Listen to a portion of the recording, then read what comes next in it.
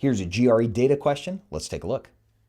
Sarah's 401k retirement account only includes companies that sell consumer goods or companies that have a market capitalization above $5 billion.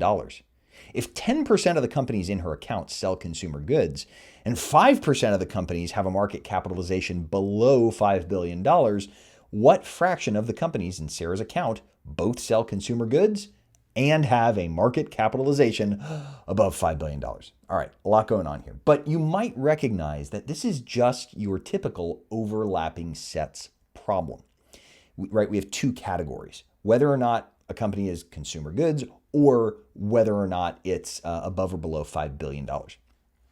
So in that case, you can use a Venn diagram. I don't personally love Venn diagrams. I prefer, ready for it, to use a matrix. And here's how that works. So I'm going to go like this.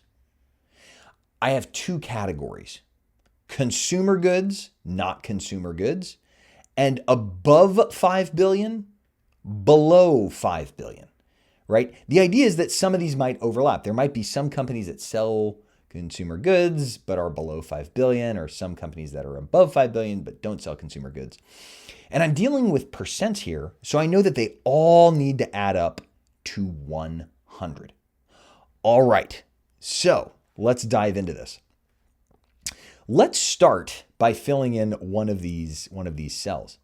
How many companies are below 5 billion and do not sell consumer goods, right?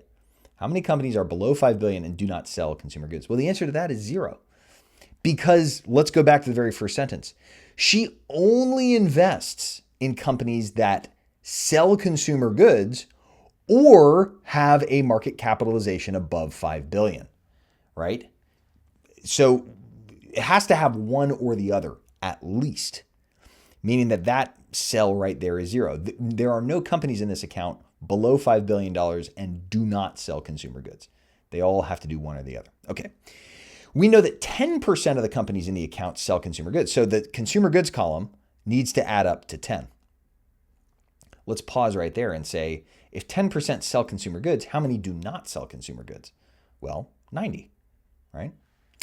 And if 5% of the companies have a market cap below 5 billion, so market cap below 5 billion, that 5 goes right there. Well, then 95 have a market cap above 5 billion. And now we can just fill in the table. Check this out. This row needs to add up to 5. So I have 0 in this column. That needs to be 5 right there. This column needs to add up to 10. So what am I missing? I'm missing 5. This column needs to add up to 95. So I'm missing 90. And would you look at that? No matter which way I go, it all checks out. So let's answer this final question. What fraction of the companies in Sarah's account both sell consumer goods and have a market capitalization above 5 billion?